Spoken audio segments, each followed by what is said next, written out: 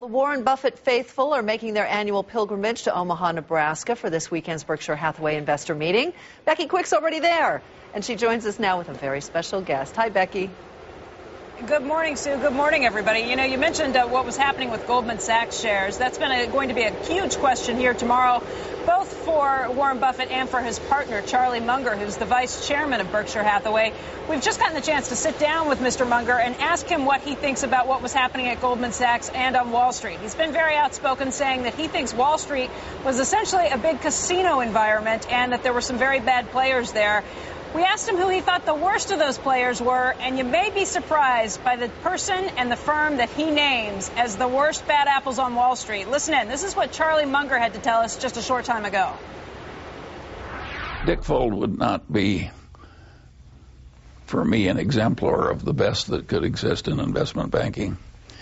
I would say that of all the investment banks of size, that was the one where the behavior was the worst. And it came right from the top. Worse than Bear Stearns? Yes. Why? Megalomania, envy-driven,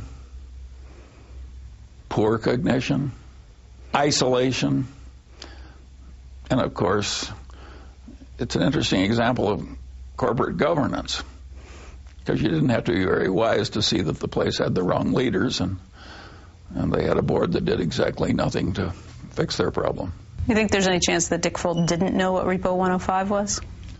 I have no way of judging that, but there was so much he didn't know or deliberately ignored that there's enough sin and folly there already. You don't have to find the last item. Is Lloyd Blankfein the example of the most ethical standards on Wall Street? Well, you know, I don't personally know Lloyd the way Warren does, but I'm favorably impressed with him. And that's not to say that Goldman didn't participate with its industry in urging permissive rules for investment banking that I think were socially undesirable. I mean, it's just human nature to do that. But with that one qualification, yes, I admire Lloyd Blankfein. Again, those were comments that Charlie Munger just made to us on tape. This is the first time we're getting a chance to air them. But again, he singled out Dick Fold as the person he thought as the worst player on Wall Street during this whole upheaval. Joining us right now is a very special guest, someone who is here in town for the Berkshire Hathaway annual meeting, shareholder Mario Gabelli of Gamco Investors. And Mario, you got to listen in on what he just said. Got any thoughts on this? I think it's going to be fabulous tomorrow when they ask questions of Warren, and Charlie will make his very elaborate, long-winded comments. I have nothing further to add. Right, they're all sound bites. Right. He's very good at that. He is. He's very good, and he doesn't pull any punches ever. No, but within the context of Wall Street, every time you have these kind of challenges, you do need some forms of re-regulation, and the obvious issue is conflicts, and what should the investment banks do versus commercial banks, and where do you keep it simple? Have we gone too far in creating such complex issues that only the creator can do it? Right. And the Frankensteins are coming back to bite.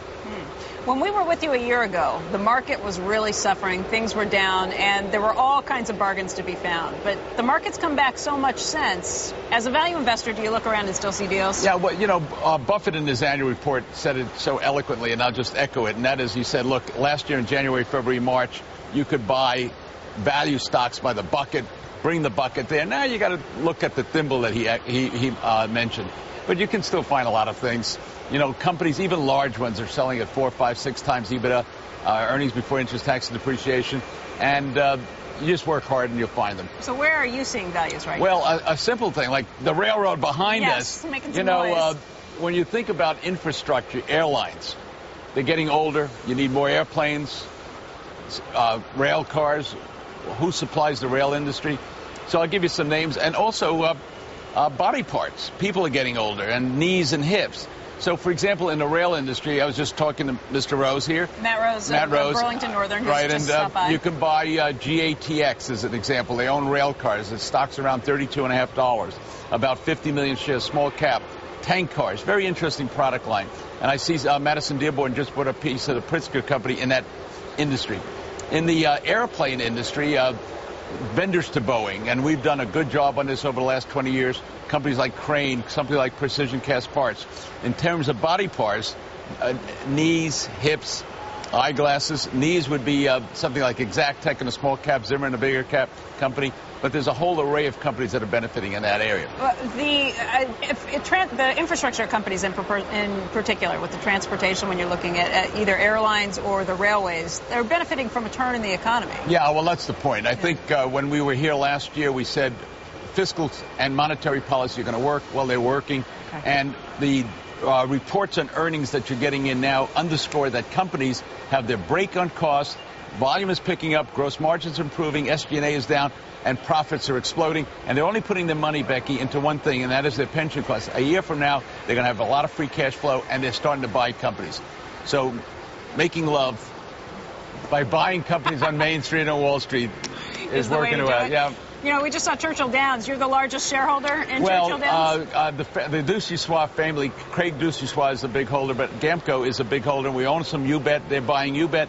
And we're buying it, and not only because of content like the Derby, which is fabulous, but also because it is logical that states need money, and Kentucky will go the way of most states. And Racino's, that is a racetrack with a casino, and Kentucky Derby has the place to be, and they should have it.